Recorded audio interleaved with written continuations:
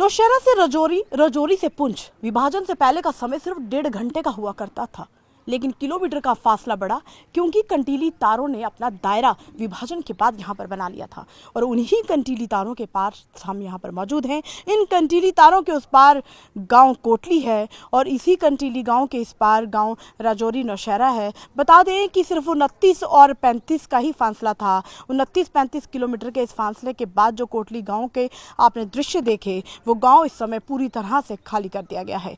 ये फेंसिंग के उस पार जो है लोग भी नजर आएंगे और फेंसिंग के उस पार आपको वो जानवर भी नजर आएंगे जो यहाँ पर घास चर रहे हैं। ये तस्वीरें कुछ ऐसा पुराना समय बयां कर रही हैं कि कैसा वो विभाजन का समय हुआ होगा, जब लड़ाई हुई थी, युद्ध हुआ था, फायरिंग हुई, गोलाबारी हुई, कुछ लोग वहाँ चले गए, कुछ लोग यहाँ हो गए, चाचा यहाँ रह गया तो भतीजा वहाँ पहुँच गया।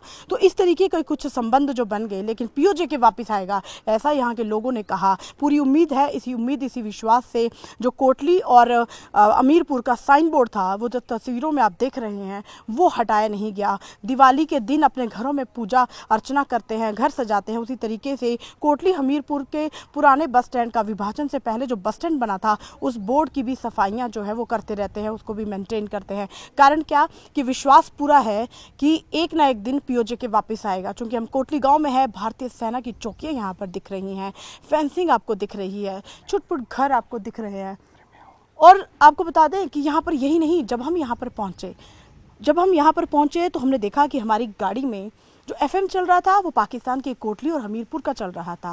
लोकेशन कोटली और हमीरपुर आ रही थी। जब हम यहाँ पर पहुँचे तो हमारे टॉवर्स बिल्कुल बंद हो गए और पाकिस्तान के टॉवर हमारे फ़ोन में आने लगे।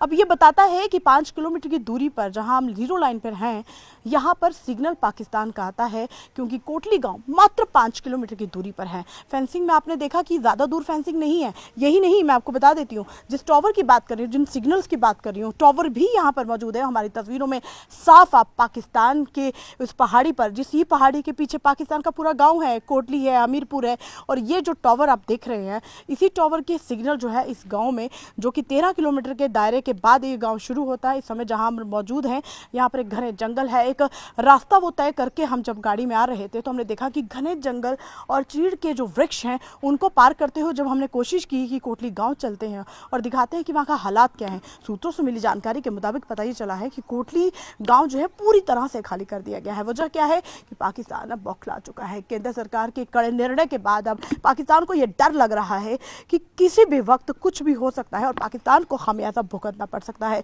उड़ी का बदला लिया, पुलवामा का बदला लिया, पहलगाम का बाकी है, और यही वजह है कि वहाँ के लोग जो है वो वहाँ से हटा दिए गए हैं, स्थानीय लोग। और पाकिस्तान की जो आर्मी है वो पठानी सूट और सिविल कपड़ों में वहाँ पर नजर आ रही है। कोटली गाँव हमीरपुर खाली तो कर दिया गया है, लेकिन अत्याधुनिक हथियारों के साथ पाकिस्तान की सेना वहाँ पर सिविल कपड़ों में मौजूद है। सिविल कपड़ों में क्यों मौजूद है? क्योंकि डर और बौखलाहट उनके अंदर भी है। बचने बचाने के लिए, खामियाजा ना भुगतना पड़े, इसके लिए पाकिस्तानी सेना जो है वो वहाँ पर मौजूद है। तस्वीरों में फेंसिंग देखी और यहाँ पर कोटली गांव के उस 5 किलोमीटर के दायरे में इस समय न्यूज़ 18 इंडिया है और ये दिखाने की कोशिश कर रहा है कि विभाजन के पहले का समय कैसा था, विभाजन के समय का बाद का समय कैसा है। और अगर अभी युद्ध होता है तो कोशिश यही होगी कि पीओजे के वापस आए, जिसके लिए केंद्र सरकार हमेशा से ही बात करती है कि पीओजे के भारत का हिस्सा है और भारत को वापस मिलेगा। यहाँ के लोगों ने कहा कि कोटली और हमीरपुर का साइन बोर्ड इसीलिए नहीं हटाया क्योंकि पूरा विश्वास है कि सरकार उनको पीओजे के वापस लौटाएगी।